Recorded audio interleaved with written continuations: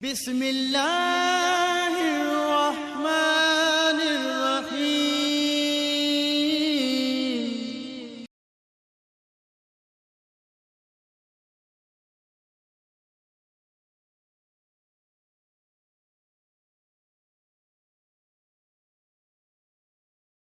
نحمده ونصلي على رسوله الكريم، اما بعد فاعوذ بالله من الشیطان الرجیم، بسم اللہ الرحمن الرحیم۔ محترم سامعین، السلام علیکم ورحمۃ اللہ وبرکاتہ۔ رمضان المبارک کے مقدس مہینے کا آخری عشرہ اور آخری عشرے کی طاق راتوں کی بہت بڑی فضیلت ہے۔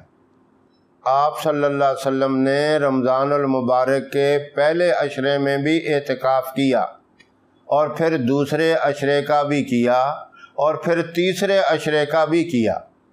پھر آپ نے صحابہ کرام کو حکم دیا، اپنی پوری امت کو یہ پیغام دیا کہ اب ہمیشہ رمضان المبارک کے آخری عشرے کا اعتکاف کریں۔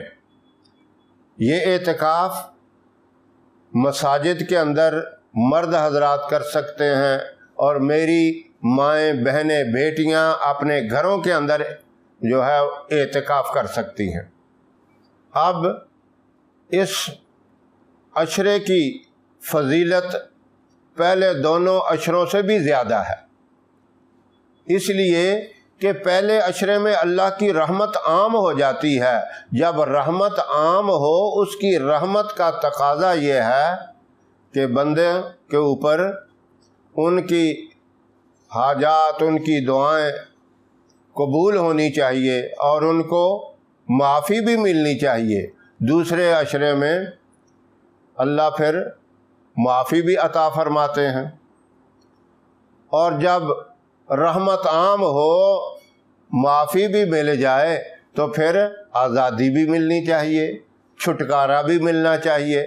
تو اللہ رب العزت تیسرے عشرے کے اندر گناہوں سے معاف کر کے اپنی رضا کا اعلان بندوں کے لیے کر کے جنت کے فیصلے کر دیتے ہیں۔ اور پھر اس تیسرے عشرے کے اندر جو طاق راتیں ہیں، ان کی ایک بہت ہی زیادہ فضیلت ہے۔ وہ فضیلت آپ صلی اللہ علیہ وسلم نے یوں بتائی کہ لیلۃ القدر جو ہے وہ آپ طاق راتوں میں تلاش کریں۔ اب ہمارے ہاں بلکہ پورے ایشیا کے اندر، عربوں کے اندر بھی یہ دیکھا گیا ہے 27ویں کی رات کو زیادہ اہمیت دی جاتی ہے۔ وہ اس لیے کہ حضرت عائشہ صدیقہ رضی اللہ تعالیٰ عنہ سے بھی 27ویں رات کے بارے میں بہت سی روایتیں منقول ہیں، لیکن آپ صلی اللہ علیہ وسلم نے فرمایا کہ اس کو طاق راتوں میں تلاش کرو۔ اور بہت سے صحابہ سے یہ بھی روایت ہے کہ یہ بدلتی رہتی ہے، کبھی کسی طاق رات میں آ گئی، کبھی کسی طاق رات میں آ گئی، اس طرح مختلف روایتیں ہیں۔ تو اس لیے اس چیز کو پوشیدہ رکھ دیا تاکہ حضور اکرم صلی اللہ علیہ وسلم کی امت اس کی تلاش میں لگی رہے، عبادات میں لگی رہے، ایک ہی رات عبادت کر کے نہ چھوڑ دے۔ تو ان طاق راتوں میں پھر دعائیں بھی قبول ہوتی ہیں۔ اگر آپ کو اس کے کوئی اثرات نظر نہیں آتے، تب بھی اللہ رب العزت اس رات کی جو رحمت اور برکت ہے، اس کی جو فضیلت ہے، اس کا اجر عطا فرما دیتے ہیں۔ تو اس رات کے اندر جو بھی دعائیں مانگے، اپنے لیے، اولاد کے لیے، والدین کے لیے، ملک کی سربلندی اور سالمیت کے لیے، جو بھی جائز دعائیں ہیں وہ مانگے۔ لیکن ایک مختصر سا وظیفہ ہے، وہ آپ توجہ سے سن لیں۔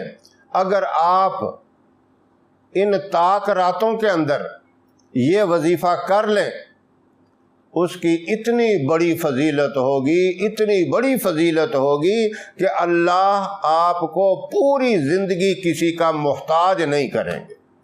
اللہ اپنا ہی محتاج رکھیں گے، اور اللہ رب العزت اپنے خزانوں سے آپ کی تمام ضروریات کو پورا کریں گے۔ اب یہ بہت آسان سا وظیفہ ہے، لیکن اس کی طاقت کا آپ نے اندازہ لگا لیا کہ اللہ محتاجی سے بچا لیں گے، مخلوق کی محتاجی سے بچائیں گے اللہ۔ وہ کیا ہے؟ صرف اللہ کا ایک صفاتی نام یا حکم، اس کو آپ نے 80 مرتبہ پڑھنا ہے، اول آخر 3 مرتبہ درود ابراہیم پڑھ کر۔ اب اس کا ٹائم کیا ہے پڑھنے کا؟ عشاء کی نماز کے بعد، یعنی مکمل نماز تراویح آپ ادا کر چکے ہیں، اس وقت سے لے کر فجر کی اذان سے پہلے پوری رات ہے۔ اس پوری رات میں آپ نے اول آخر 3 مرتبہ درود ابراہیم پڑھ کر 80 مرتبہ پڑھنا ہے یا حکم۔ تو انشاءاللہ اس کی برکت سے دعائیں بھی قبول ہوں گی، اور سب سے بڑا کام جو میں نے پہلے بتایا، اللہ مخلوق کی محتاجی سے آپ کو بچائیں گے، اللہ اپنے خزانوں سے آپ کی ہر مشکل، ہر مصیبت، ہر پریشانی میں مدد فرمائیں گے۔ میری اللہ کی بارگاہ سے یہ دعا ہے کہ اللہ مجھے بھی اور تمام سامعین کو یہ بابرکت اور عظمت والا وظیفہ کرنے کی توفیق عطا فرمائے۔ ہماری ویڈیو آپ کو پسند آئے اسے لائک کریں، شیئر کریں، اور ہمارے چینل کو سبسکرائب ضرور کریں، اور ساتھ والے بیل آئیکن بٹن کو ضرور دبائیں تاکہ ہماری آنے والی ویڈیوز کی اپڈیٹ آپ تک آسانی سے پہنچ سکیں۔